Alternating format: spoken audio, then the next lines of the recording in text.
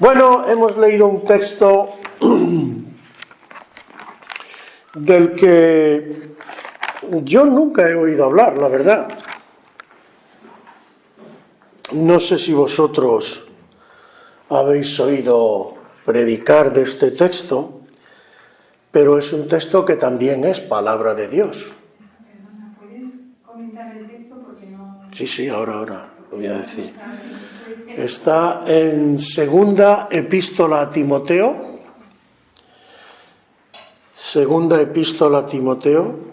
capítulo 2, y versículos desde el 15 al 21. Lo primero que tengo que decir es que, como su nombre indica, una epístola es una carta que escribe el apóstol Pablo, y en este caso no está dirigida a una iglesia, aunque evidentemente si Dios nos la ha dejado aquí, también es para nosotros. Pero lo recalco porque muy en concreto va dirigido a Timoteo. Timoteo era un siervo de Dios y era muy cercano al apóstol Pablo.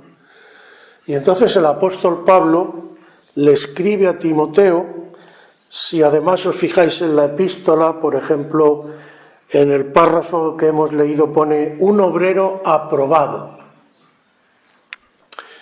Es decir, le habla mucho, es lógico, porque está escribiendo de un siervo a otro siervo, de lo que es la obra, de lo que es el ministerio, de las cosas que hay alrededor de ese ministerio, y evidentemente, por lógica, trata cosas que a lo mejor para una iglesia en general a lo mejor no hablaría, porque suele hablar de cosas, cuando habla a las iglesias, más bien de lo que pasa en las iglesias, pero eso no significa que no vaya dirigido muchas cosas a la iglesia en general, entre otras cosas porque los propios siervos surgen de las iglesias y hay enseñanzas que son para todos, aunque a veces específicamente puedan ir dirigidas en algunos aspectos a ciertas personas.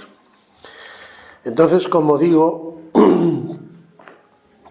él escribe a Timoteo y vamos a empezar por lo primero, porque hoy en día, además, y yo no sé cada uno en lo personal, el otro día dije algo importante.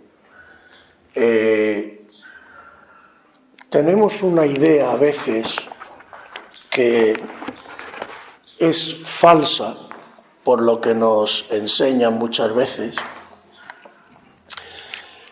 de que, no sé, si yo digo, por ejemplo, un ministro, el ministro de España, ¿no? Es una persona de alta posición y tal. Pero lo curioso es que eso es lo que hoy entendemos por eso.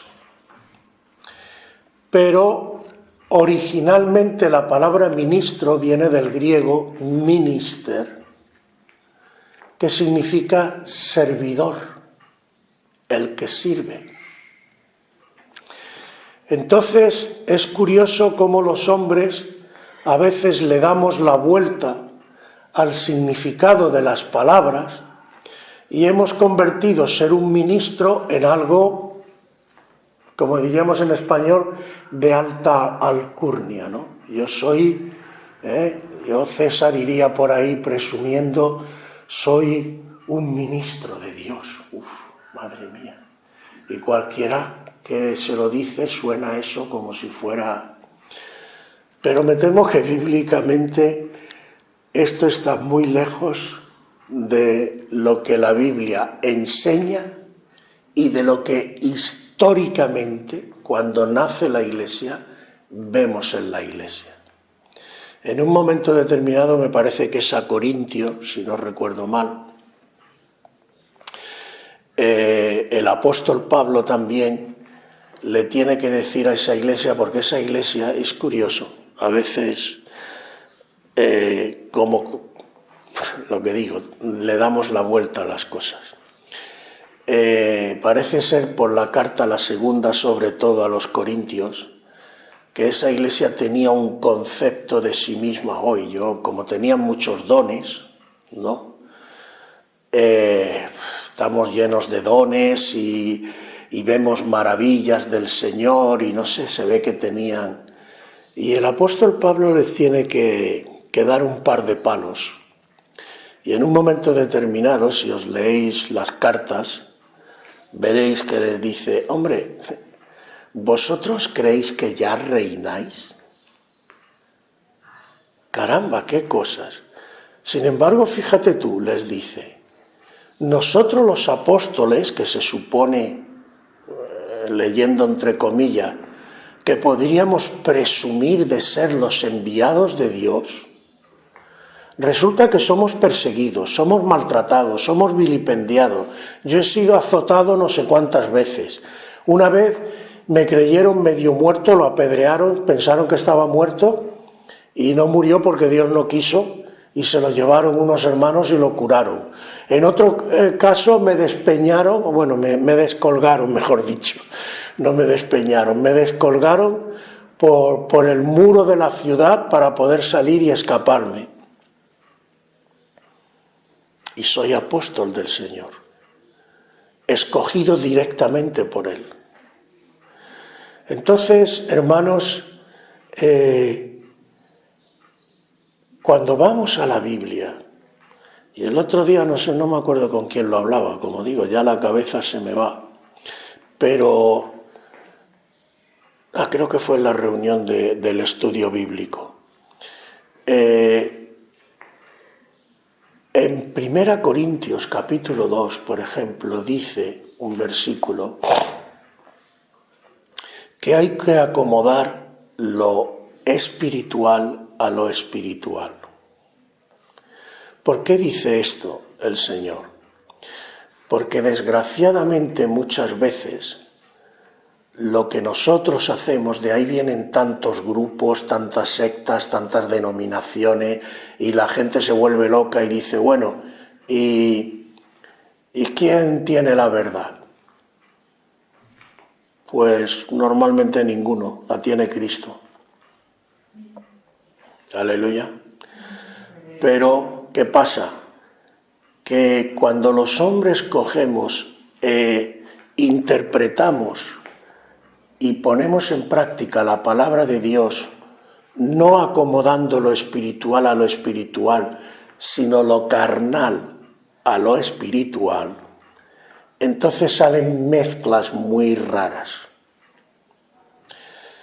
¿Por qué digo esto? Porque, hermano, yo sí hay algo que he tenido que aprender en mi vida y entramos casi ya directamente en lo que hoy quiero tratar. Yo estoy seguro que si yo os pregunto a cada uno de vosotros, cada uno, por ejemplo, yo os pregunto, ¿qué es para ti el amor? ¿Qué es para ti la justicia? ¿Qué es para ti la santidad? Casi seguro que cada uno de vosotros me responde una cosa distinta. Y claro, ¿por qué mucha gente dice, pues si Dios fuera justo, no permitiría ciertas cosas? Claro, pero tú ahí estás, primero, tú estás juzgando a Dios sin conocer ciertas razones que la Biblia dice. Segundo, tú estás midiendo a Dios en ese juicio que tú estás haciendo con tu criterio de lo que tiene que ser o no tiene que ser justo.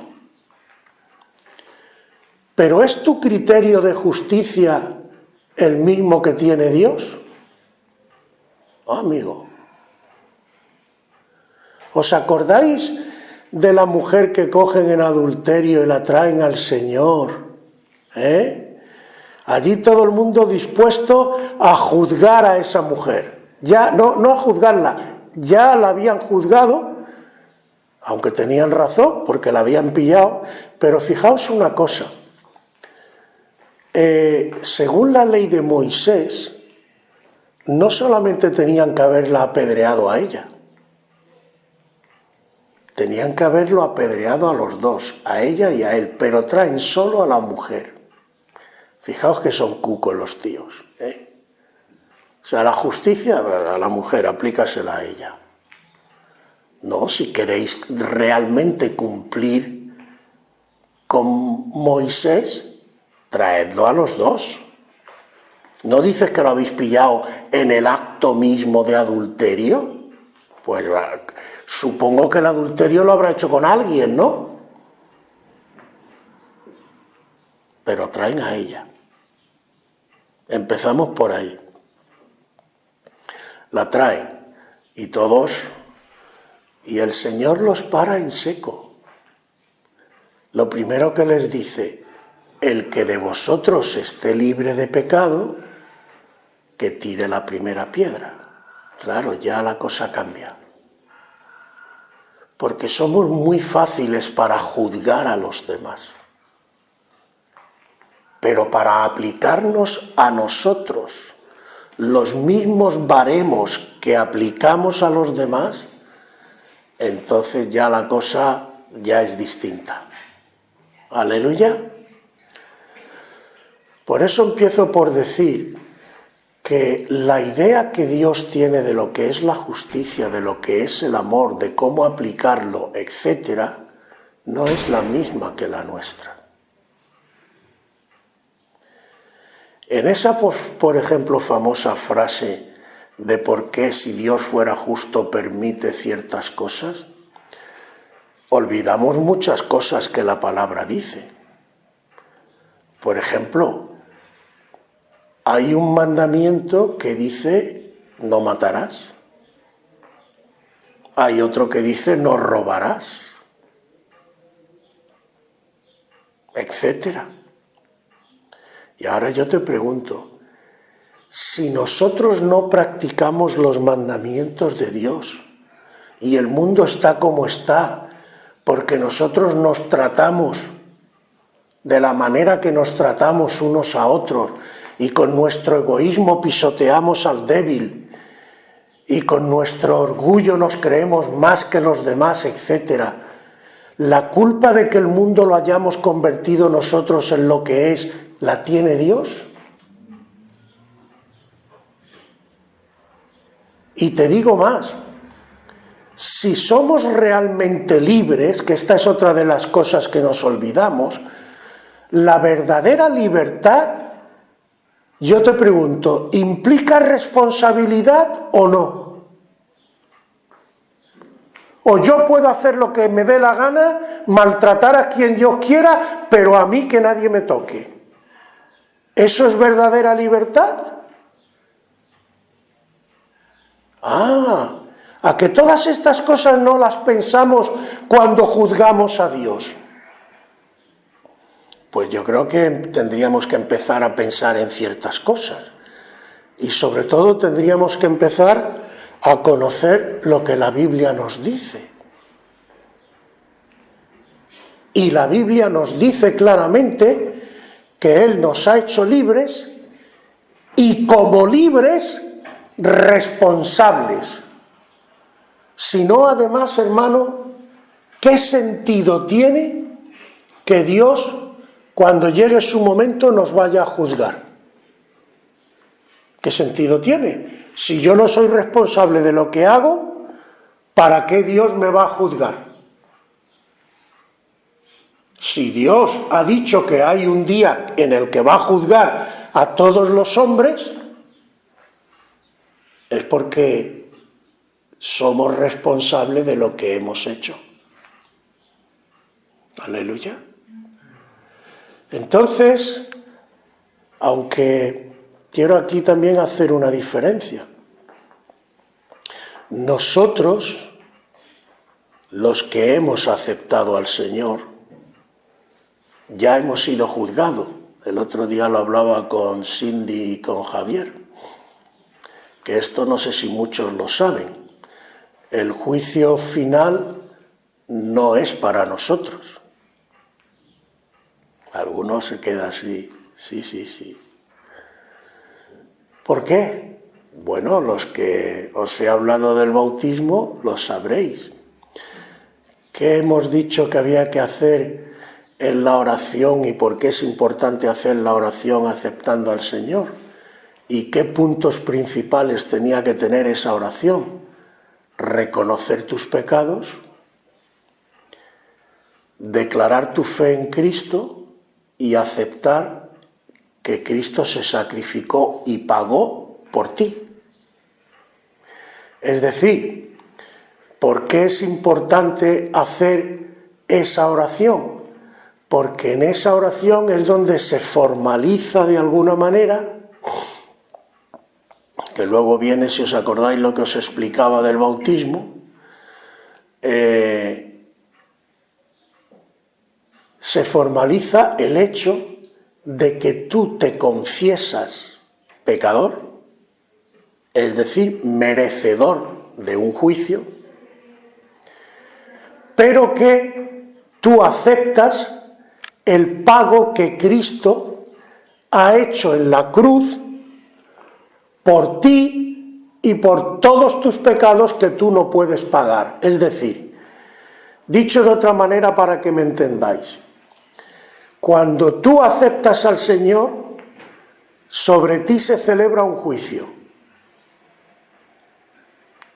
Yo soy condenado, yo reconozco que merezco la condena, pero yo me acojo al sacrificio de Cristo por mí, que es el que me libera de ese pecado y de esa culpa. Entonces yo ya he sido juzgado, pero luego lo que yo sí voy a pasar no es el juicio al final, porque vuelvo a decir, ya he sido juzgado, reconocido culpable y aceptado y redimido por Cristo.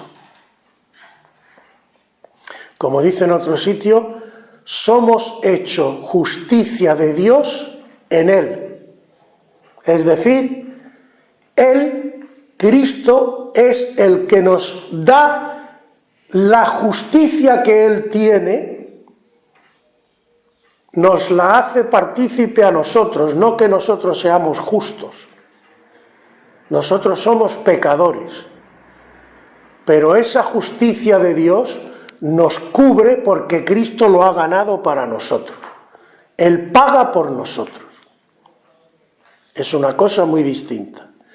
Ahora, luego vendrá para los cristianos, en lugar del juicio final, que será para los que no creen, viene el tribunal de Cristo, que es otra cosa. Y un poco esto es lo que está relacionado con lo que hoy quiero hablar. ¿Qué es el tribunal de Cristo? El tribunal es para examinar, después que te has convertido, qué has hecho con tu vida cristiana. Lo que en otro sitio dice, que también lo señalaba creo el domingo pasado, que cada uno mire cómo sobreedifica. Porque no sé si sabes que cuando tú vienes al Señor y aceptas al Señor, tú no has llegado. Tú empiezas una nueva vida en Cristo. Y ahora tú tienes que ver qué uso vas a hacer de esa tu vida. Y como he dicho al principio, la palabra ministerio, ministro, significa servir. Y todos nosotros, cada uno de nosotros, tiene un ministerio.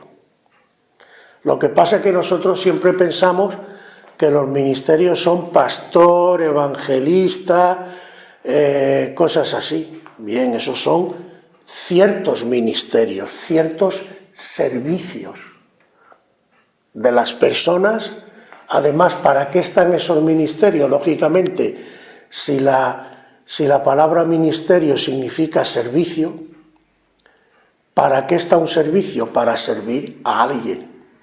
Por eso la Biblia dice que los ministerios han sido dados ¿para qué? ¿Quién se acuerda? para la edificación del cuerpo de Cristo. Ese es el fin que tienen los dones y los ministerios. Edificar. ¿Qué es edificar? Construir. ¿Construir qué? El cuerpo de Cristo. Somos instrumentos para la edificación de la Iglesia, del cuerpo de Cristo. Aleluya. Entonces, si esto es lo que la Biblia enseña y esto es lo que la Biblia dice, ¿qué sentido tiene además ufanarse y enorgullecerse y pensar que yo soy porque soy ministro? El apóstol Pablo dice en un momento determinado: si quisiera presumir como hombre, yo puedo presumir de que he llenado del Evangelio prácticamente casi todo el mundo conocido, todo el Mediterráneo. Pero enseguida se corrige a sí mismo y añade: pero no yo, sino la gracia de Dios conmigo. Porque él era muy consciente de que no era él ni sus fuerzas, sino Dios a través de él. Este era el concepto que tenían los apóstoles y los siervos de Dios cuando la Iglesia nace. No tenían un concepto del ministerio de que somos, no. Al contrario, os amo como hermanos. Y lo que ellos miraban era la gran familia de Dios. Pero sabían que Dios les había dado autoridad, ¿pero para qué? ¿Qué le dice el Señor a Pedro? ¿Y qué dice Pedro, por ejemplo, después de haber aprendido cuando le dice el Señor, le encomienda: Pedro, pastorea mis ovejas, que le dice en el Evangelio de Juan? Cuida de mis ovejas. Tú me amas, cuida de mis ovejas. Y Pedro, en una de sus cartas, le habla a los ancianos, a los ministerios de las iglesias, y les dice: no os enseñoreéis de la grey. ¿Qué significa enseñorearse? La grey es el pueblo de Dios, el rebaño del Señor. ¿Qué significa no os enseñoreéis? No sirváis al pueblo de Dios como si vosotros fuerais señores, porque Señor solo es Cristo, y vosotros solo sois servidores. La forma que tenéis de guiar al pueblo, el cauce por el cual yo quiero que mi pueblo sea guiado por vosotros, es el ejemplo. Sed ejemplo de la grey. No enseñareándoos como hacen en el mundo. Eso son cosas del mundo. La autoridad espiritual, y aquí vemos otra vez lo de acomodar lo espiritual a lo espiritual y no lo carnal a lo espiritual.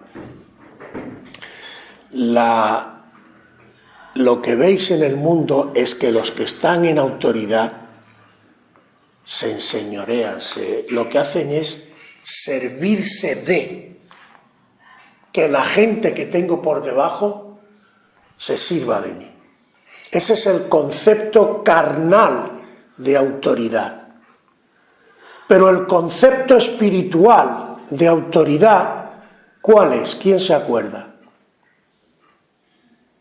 ¿Qué le dice el Señor a sus discípulos? El que quiera ser el más grande, se haga como el más. El que quiera ser importante, que sirva a todos.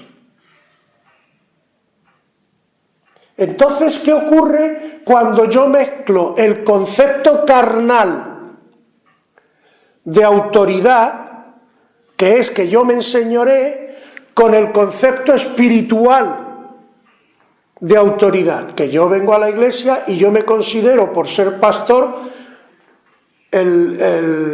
aquí el guapo de todos y el que lo que se dice se tiene que cumplir y punto. ¿Pero eso es verdaderamente espiritual? No. Eso es mezclar lo carnal con lo espiritual. Y eso nos pasa un montón de veces, y muchas veces caemos en errores. Las iglesias incluso a veces tropiezan en un montón de cosas porque no estamos acomodando lo espiritual a lo espiritual. Es decir, la palabra de Dios la interpreta el Espíritu de Dios, porque es el que la ha escrito. Y el que quiera altercar me da igual. Hay quien dice, esto es palabra de hombre, mentira. Vamos a ver, si yo utilizo una máquina de escribir para mandarte una carta, ¿tú me vas a decir a mí que la que ha hecho la carta es la máquina de escribir? Ah, pero las letras y esto sí, claro, la máquina de escribir. Pero lo que la carta dice, los pensamientos, lo que quiere hacer y lo que está detrás, ¿quién lo ha hecho? ¿La máquina? Pues la Biblia está clara. Hay un versículo muy claro. Los santos hombres de Dios hablaron siendo inspirados por el Espíritu Santo. Muchas veces supongo, como a mí me ha pasado alguna vez, y no sé si a ti te habrá pasado alguna vez. A lo mejor que estés hablando con alguien, me pasó una vez con una chiquita jovencita y simplemente ya estaba hablando, no sé, surgió la conversación, porque esto, el mundo, tal, no sé cuánto, y ella se me queda así como asustada y me dice, oye, me estás diciendo todo lo que es mi vida, ¿tú qué sabes de mí? Claro, yo me di cuenta, dije, yo no sé nada, pero el Señor sí sabe, y le hablé y le di testimonio. ¿Qué ocurre? Muchas veces yo no sé si Dios me está utilizando, pero Dios sí sabe lo que hay en los corazones de la gente y Dios sabe si te está utilizando. Y con la Biblia pasa igual. El único intérprete oficial de la Biblia es el Espíritu Santo de Dios. Y solo Él sabe lo que realmente ha puesto ahí. Y cuando Él nos lo da a conocer es cuando vemos de verdad. Por eso el Señor dice, escudriñad las Escrituras. Y la palabra, ya no lo he repetido muchas veces, la palabra escudriñad en el griego vendría a ser equivalente, digámoslo así para entendernos, a hacer una investigación en profundidad de las Escrituras. A cogerlas y trabajarlas, a meditarlas, a ver los pros, los contras, los por qué, etc. Eso es escudriñar las Escrituras. Entonces, hermanos, este tema no es un tema menor. Y todos nosotros tenemos un ministerio, como he dicho antes. Lo que pasa es que pensamos en los ministerios más sonados. Pero mirad, hay al menos dos cosas que Dios nos llama a todos nosotros a hacer. Todos. Porque todos las podemos hacer. Una, orar. Interceder. Dios nos ha hecho reyes y sacerdotes. Sacerdote significa básicamente el que intercede delante de Dios por otra persona. Entonces, eso es algo que todos podemos hacer, incluso en tu casa, incluso fregando perolas. Tú puedes estar orando e intercediendo. Otra es dar testimonio a gente que no conoce al Señor del amor del Señor hacia ellos. Es decir, evangelizar. Eso está al alcance de todos. Así que todos podemos ser evangelistas. Al menos esas dos cosas podemos hacer. Pero luego hay más cosas que a veces no se hablan. Tú puedes consolar a alguien que está triste. Tú puedes alegrar a alguien. Tú puedes hablarle para corregirlo, exhortarle, por ejemplo. Se pueden hacer otras muchas cosas. Todo eso es un servicio, por lo tanto, todo eso es un ministerio. También hay ministerios, digamos, materiales. Ayudar, por ejemplo, a fregar cuando las hermanas o los hermanos, que también hay alguno que vienen a limpiar, a hacer cosas, a organizar eventos. Esos son ministerios. ¿O es que pensáis que el que está limpiando todo esto no está sirviendo a Dios? ¿Dejamos aquí que se acumulen papeles y suciedades y eso? A lo mejor incluso la persona que lo hace no es consciente, pero cuando tú le estás pasando el mocho a esto, estás sirviendo a Dios. Porque estás preparando el local para que se pueda hacer el culto.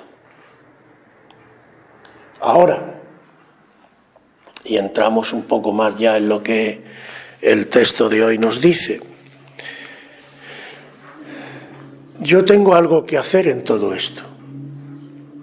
Y yo no sé si esto muchas veces, desgraciadamente creo que no se enseña mucho en las iglesias, pero por esto también pasan cosas en las iglesias. Además, otro tema, perdonadme antes de entrar. Hay gente que a lo mejor quiere hacer ministerios por lo que sea, porque lo considera, por ejemplo, hoy en día ya incluso el pastor ya no está tan valorado como hace años. Hoy ya hay que ser apóstol, ¿vale? Y hoy ya se habla del apóstol fulanito, del apóstol menganito. Pero hermanos, aparte de lo que he dicho, de los dones y de los ministerios, ¿quién es el que te da los dones y quién te da los ministerios? Es Dios. Y el domingo pasado, creo que fue, yo hablaba de cómo cada uno de nosotros tiene que buscar a Dios en intimidad para saber, como dice, leí un texto que dice que los hombres de Dios indagaron, inquirieron, averiguaron qué persona y qué tiempo estaba en ellos, es decir, dicho en un lenguaje más actual para que me entendáis. Estos siervos de Dios, los profetas que los tenéis ahí, los apóstoles, buscaban en intimidad a Dios para saber, según el tiempo que solo Dios lo pone, y según los dones que Dios te había dado. Por ejemplo, al apóstol Pedro, Dios le dice: yo quiero que tu ministerio esté enfocado a la casa de Israel. Céntrate en la casa de Israel. Pero al apóstol Pablo le dice: no, a ti no te quiero en la casa de Israel.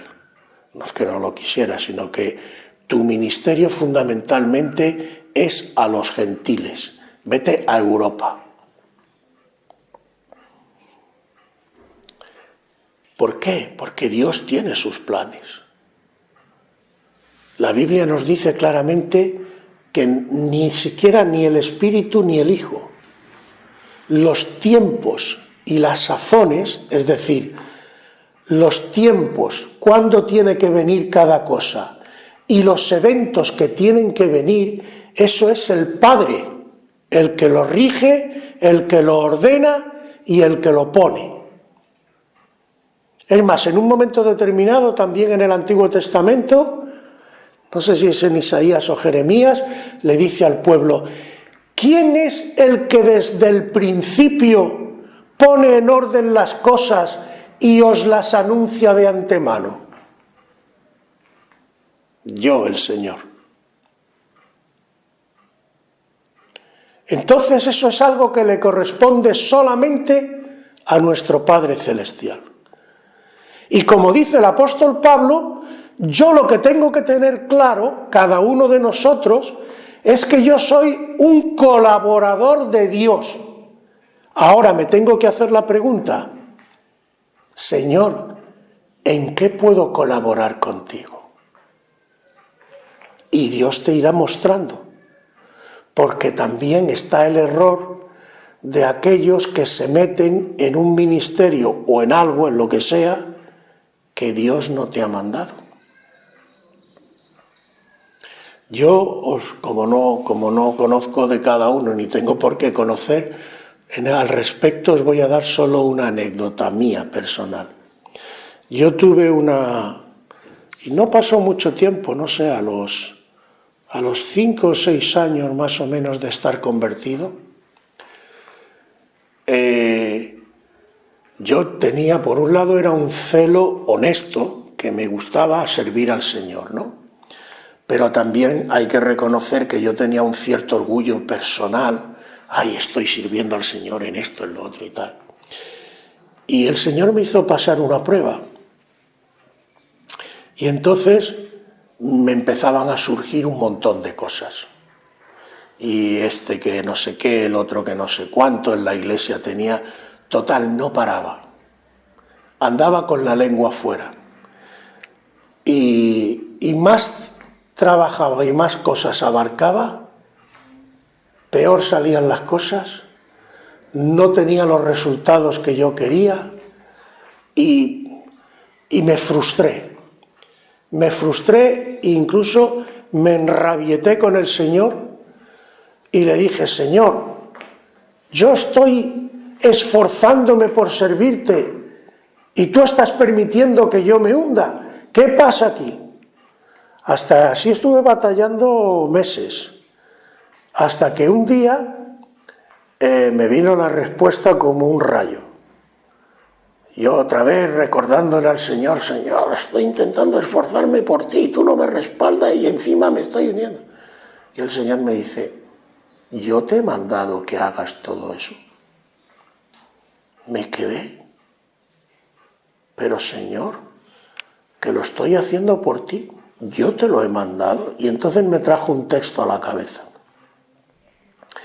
Hay un versículo en el que el Señor le dice a su Padre, está así en oración, dice, Padre, he acabado la obra que me diste que hiciera.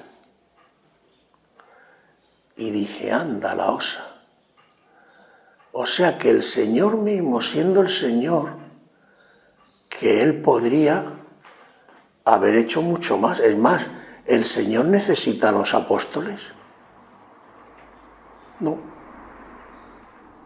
Él puede él solo evangelizar el mundo entero si Él quiere.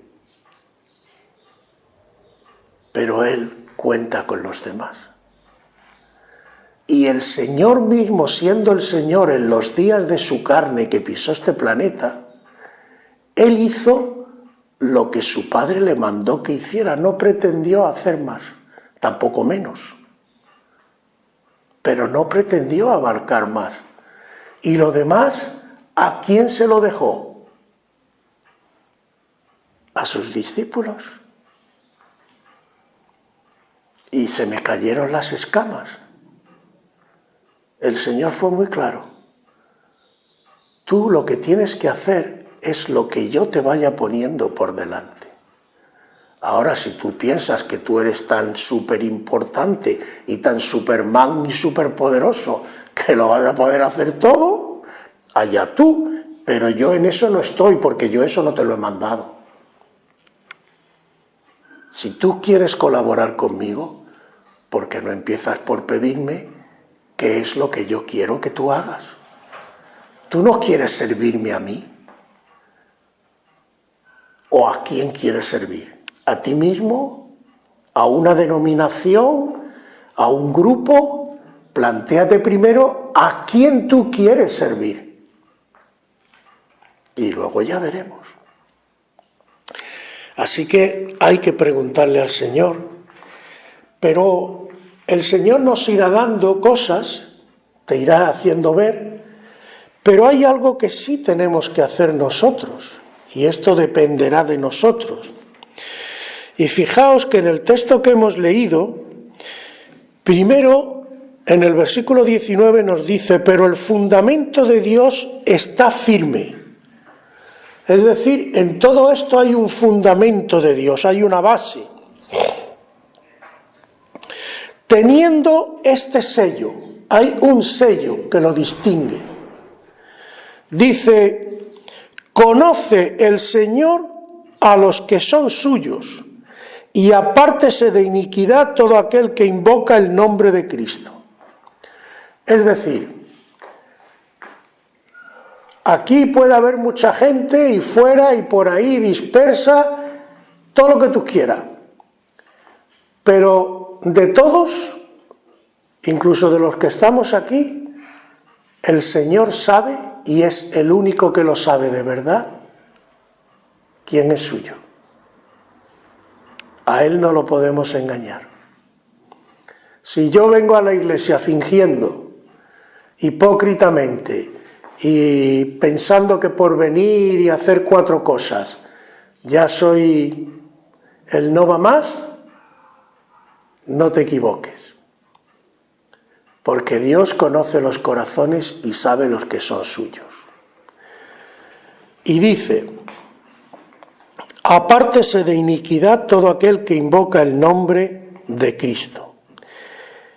Y dice ahora, atención a lo que dice, que esto es el centro de lo que hoy quería predicar.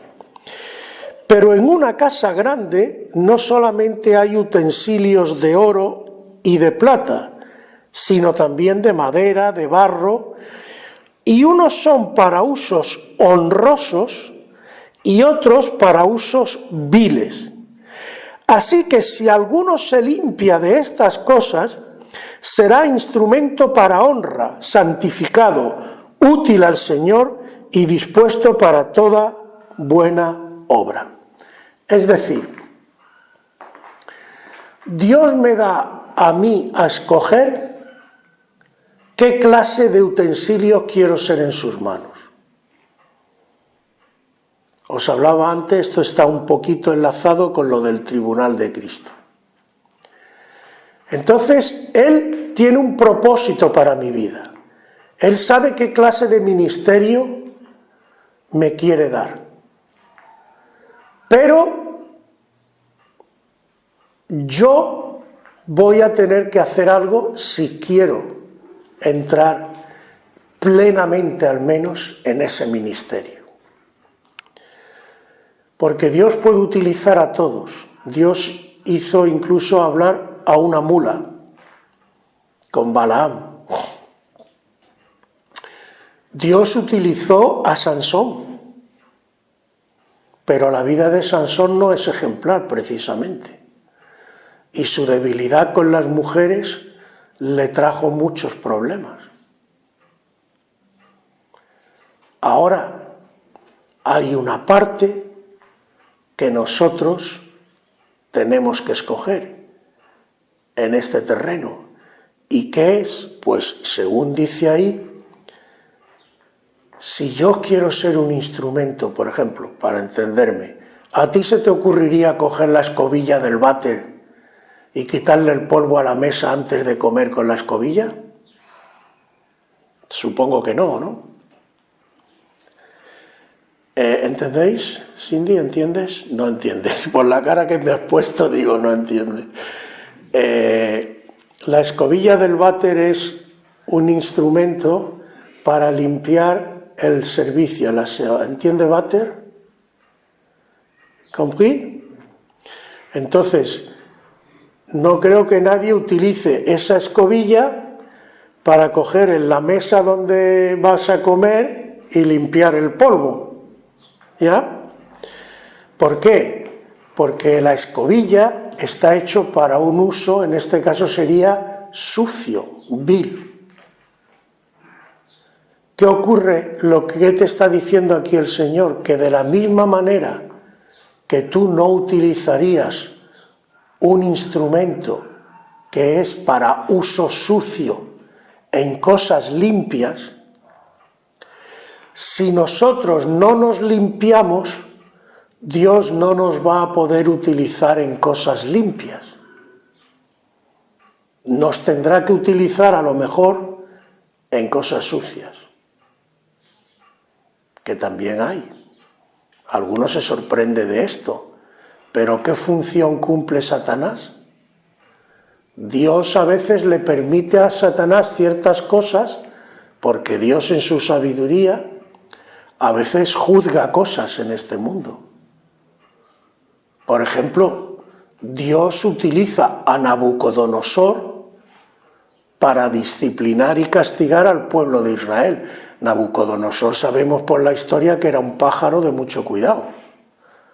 Fijaos cómo sería el personaje que hasta Dios le tiene que en un momento dado, no sé, hablaba Martín el otro día, le tiene que bajar el orgullo y diciéndole te vas a quedar unos cuantos días como loco, para que veas claro quién realmente es Dios, porque tú estás llegando a creerte que tú eres Dios, te lo estás creyendo de verdad, y perdona, pero tú no eres Dios.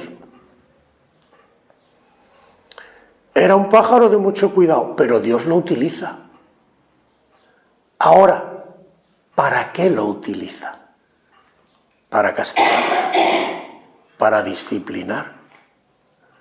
Y cuando ya Dios considera que le ha permitido lo suficiente, fuera. ¿Pero tú quieres ser esa clase de instrumento? ¿O quieres ser un instrumento útil en las manos del Señor para el bien? Si quieres ser útil en las manos del Señor para el bien, te tienes que limpiar de cosas que no son conforme a la voluntad de Dios. Y Dios te va a ayudar. Y Dios lo va a hacer. Pero tú le tienes que pedir al Señor. Tal como está planteado el tema en el texto, Dios no lo va a hacer si tú no se lo pides. Porque el texto dice que cada uno se limpie. Que cada uno haga, es decir, esto no va a ser algo que Dios va a hacer al margen de ti, sino contando contigo. Y tú tienes que pedirle a Dios lo que he dicho antes, Señor, yo quiero servirte. Si Dios ve que hay disposición en tu corazón, Dios va a empezar a trabajar en tu vida. Y tú necesitas dos cosas que son básicas. Recibir de Dios en qué te quiere utilizar y decirle a Dios, límpiame y prepárame para que pueda hacer lo que tú quieres que haga. Aleluya. Entonces entraremos plenamente en la voluntad de Dios. Porque si no, hermanos, en el mejor de los casos, en el peor pueden venir juicios sobre nuestra vida porque Dios nos ama también y nos tiene que corregir. El viernes creo que hablaba algo de esto. Pero en el mejor de los casos, aunque no venga castigo, no vas a alcanzar todo lo que Dios tiene para ti, no es una pena. A lo mejor Dios tiene cosas, pero como Dios no salta por encima de tu voluntad, cuenta contigo, Dios necesita que tú te pongas en sus manos. Y esto no sé si me explico bien, pero quiero que lo entendáis muy bien, hermanos. Mirad, está el ejemplo, por ejemplo, de David y Saúl. David cometió fallos, algunos gordos. Llegó a ser un asesino, porque mató al marido, aparte de quitarle la mujer, como le dice, el ejemplo es tremendo que le pone el profeta. Dice, oye, había uno que tenía una ovejita que estaba enamorada y la quería mucho y tal, y viene uno y mata a esa oveja en lugar de coger una de las que tenía un montón. Y David, porque a veces somos así, nos creemos muy justos, oh, yo lo mato a ese. Dice, ese hombre eres tú, David, eres tú.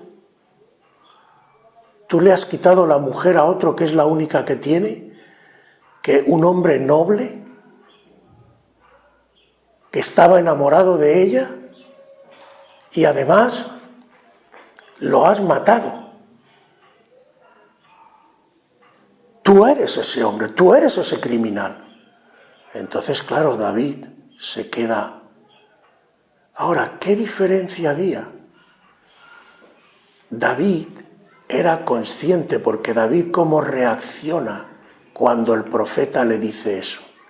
Él podía haber dicho, si fuera alguno de los personajes que conocemos, podía haber dicho, ¿tú quién eres a decirme a mí? Yo soy el rey y hago lo que me da la gana. Pero David no hace eso. Por eso Dios dice que David tenía un corazón conforme a él. ¿Qué quiere decir? ¿Que David era perfecto? No. Te acabo de contar que era un criminal. Pero su corazón, aún en la debilidad de su carne, aún siendo consciente de su pecado, y precisamente porque es consciente de su debilidad y de su pecado, le dice a Dios, Señor, me pongo en tus manos, líbrame, guárdame, perdóname. Pero Saúl, al que el Señor le pone 10 pruebas según la Biblia, y no espera en el Señor, y él se lanza y quiere hacerlo él, y no cuenta con Dios, y si Dios le da un mandamiento dice, bueno, tú me lo has dado, pero yo tengo que ir por otro lado, a su bola. ¿Qué le ocurre a Saúl? Que el Señor le dice, quitaré tu reino, y se lo daré a otro. Y Dios utilizó a Saúl, incluso sí, lo utilizó, pero no pudo desarrollar en Saúl lo que él originalmente hubiera querido, que es que fuera un rey, que obrara con justicia y que guiara a su pueblo como él quería. ¿Qué ocurre con Salomón? Que es otro caso también, y en este caso también podríamos sacar muchas lecciones.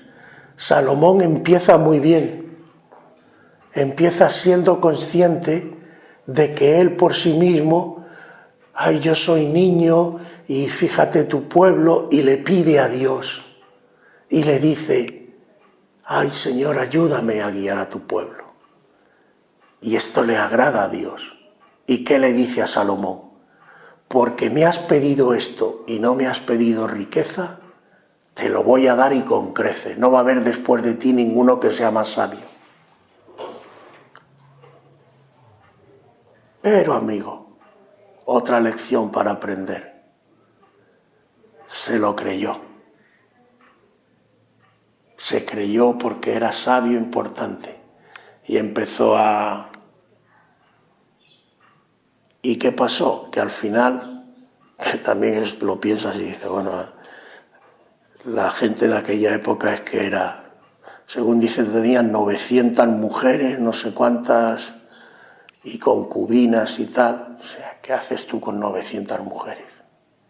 Tenerlas ahí y ya está. Pero al final, ¿qué ocurre? Que se aparta del camino del Señor. Y Dios le utiliza, y en muchas cosas le utiliza bien, pero al final termina él apartándose del verdadero camino del Señor. Entonces, hermanos, en definitiva, y termino, Dios tiene un plan para cada uno de nosotros. Como dije el domingo pasado, Dios ha preparado de antemano buenas obras para que andemos en ellas. Dios ya sabe lo que quiere hacer con la vida de cada uno de nosotros. pero Dios siempre va a tener en cuenta un factor que es personal e individual. Es decir, Dios no lo va a hacer saltando por encima de nosotros, sino contando con nosotros. Por eso yo tengo que orar, por eso yo tengo que preguntarle, por eso yo tengo que dirigirme a Él, buscar, meditar en su palabra, y Él me guiará, Él me enseñará, Él me ilustrará, Él me dirá, hijo mío, hija mía, yo quiero llevar tu vida por aquí, o yo quiero llevar tu vida por allá. Y cuando llegue a un punto, y esto es lo que quiero explicar muy claro, y espero que me entendáis bien, donde yo soy consciente que yo quiero avanzar, pero que no puedo, ponte en sus manos, pídele y Él te dará. ¿No dice la Biblia, pedid y se os dará, buscad y hallaréis, llamad cuando necesites ayuda y no sepas y tal, llamad y se os abrirá? ¿Veis cómo toda la Biblia concuerda? La Biblia está en perfecta armonía, nunca se desdice. Y el Señor sabe muy bien lo que quiere, pero yo tengo que contar con Él, apoyarme en Él, descargarme en Él, rendirme a Él, colaborar con Él, y Él me hará crecer, Él me marcará el camino. Y tengo que estar dispuesto a limpiarme. O más bien quizás a permitir que el Señor me limpie.